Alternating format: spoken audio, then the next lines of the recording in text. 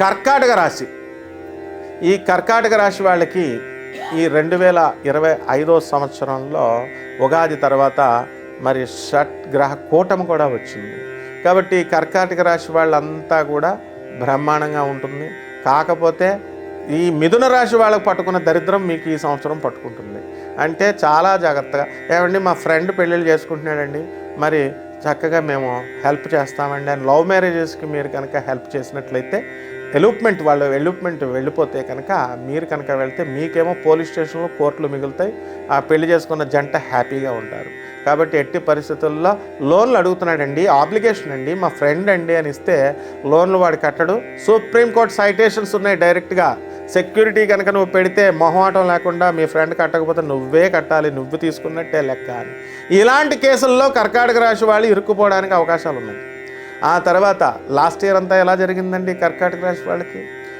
అష్టమ శని పీడించింది. అష్టమ శని వాళ్ళ ప్రభావం వల్ల ఏం జరిగిందండి? ఒబిసిటీ. అండ్ నెక్స్ట్, ఎట్టి పరిస్థితుల్లో కూడా మీరు చేయాల్సినటువంటి ప్రతి పని 1కి 2 సార్లు చేయడం. ఆడవాళ్ళకి మెన్స్ట్రల్ సైకిల్లో ఇన్ టైం ఋతుస్రావం రాకపోవడం, ఇలాంటి ఇబ్బందులతో ఈ కర్కాటక రాశి వాళ్ళంతా కూడా లాస్ట్ ఇయర్ జరగడం జరిగింది. ఈ సంవత్సరం అలాంటివి ఏమి ఉండవు. ఈ యొక్క అష్టమ శని మరి కుంభరాశి నుంచి మీనరాశిలోకి వెళ్ళిపోతున్నాడు. శని ఫేవరబుల్ అవుతున్నాడు మీకు. అయితే ఈ యొక్క రాహువు మీకు కుంభరాశిలోకి రావడం వల్ల డిప్రెషన్కి వెళ్ళిపోతారు. అందువల్ల మీరు చేసేటటువంటి స్నేహాలు కనుక కరెక్ట్గా కనుక ఉండకపోతే వాళ్ళ డిప్రెషన్ అంతా, వాళ్ళ సోదంతా మీకు చెప్తారు. చాలామంది చూడండి, మీకు వాళ్ళ నాకు ఇది కష్టం అది కష్టం నోరిప్పితే హాఫ్ అన్ అవర్లో వాళ్ళ కష్టాలన్నీ చెప్తూ ఉంటారు. వాళ్ళ కష్టాలు, వాళ్ళ నెగిటివ్ అంతా కూడా మీకు ఎక్కిచ్చేస్తారు. ఆ తర్వాత మీరు డిప్రెషన్కి వెళ్ళిపోతారు, వాళ్ళు బాగానే ఉంటారు, వాళ్ళు రిలీవ్ అయిపోతారు. సో ఇలాంటి ఫ్రెండ్స్ మీకు ఈ సంవత్సరం దొరకడానికి అవకాశాలు ఉన్నాయి. కాబట్టి మీరు జాగ్రత్తగా ఉండండి. అటువంటి వాళ్ళకి వెళ్తే మాత్రము అష్టమ రాహువు మీరు డిప్రెషన్లోకి వెళ్ళిపోవడానికి అవకాశాలు ఉంటాయి. కాబట్టి ఈ యొక్క వృత్తి, వ్యాపార, ఉద్యోగ విషయాల్లో బ్రహ్మాండంగా చేస్తారు. ఐరన్ ఇండస్ట్రీలో స్క్రాప్ ఐరన్ బిజినెస్ చేసినా సరే మీరు కోటీశ్వరులు అయిపోతారు. కాబట్టి లారీలు కొనేయండి, కార్లు కొనేయండి, ట్రాన్స్పోర్ట్ బిజినెస్ వాళ్ళకి బ్రహ్మాండంగా ఉంటుంది. And don't touch the electrical అప్లయన్సెస్కి వెళ్ళకండి. ఎలక్ట్రానిక్ సాఫ్ట్వేర్ కంపెనీలు పెడతామని బిల్డప్లు ఇచ్చి సాఫ్ట్వేర్ కంపెనీలు పెట్టకండి.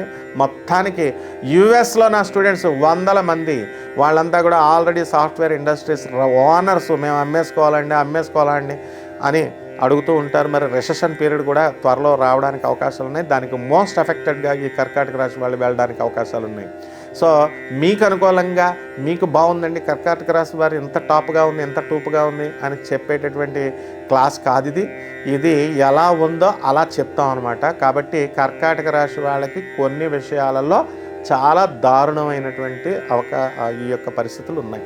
కాబట్టి ధన విషయంలో కూడా కేతువు సింహరాశిలోకి వచ్చాడు. కాబట్టి స్లోగా కనబడకుండా మాత్రం డబ్బులు బ్రహ్మాండంగా సంపాదిస్తారు. డబ్బులుంటే అన్నీ సాధించవచ్చని ఒక విశ్వాసం ప్రజల్లో బలంగా ఉండడం వల్ల మీకు సమస్యలు లేనట్టే.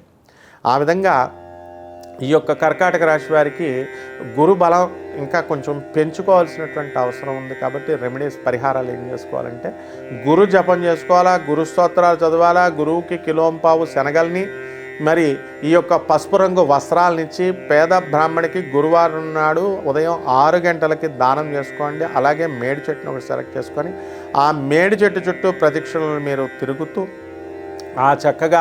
ఆ మేడి చెట్టుకి చక్కగా ఒక బకెట్ నీళ్లు పోసి ఈ విధంగా మీరు చేయాలి. అలాగే గాణగాపురంలో ఉన్నటువంటి దత్తాత్రేయ స్వాముల వారి దర్శనానికి వెళ్ళమంటే పిలిగ్రిమేజ్ యాత్రికుల్లాగా వెళ్ళడం కాదు. అక్కడ వెళ్ళి సిన్సియర్గా ఒక టీచర్ దగ్గరికి డౌట్స్ ఎలాగ అడగాలో ఆ విధంగా ఆయన గురువు, ఆయన బ్రహ్మ విష్ణు మహేశ్వరుడే సాక్షాత్తు గురు రూపంలో కమండలం చెంబు పట్టుకొని, మంత్రదండం పట్టుకొని, స్కేల్ పట్టుకొని వచ్చినట్టు వచ్చాడు.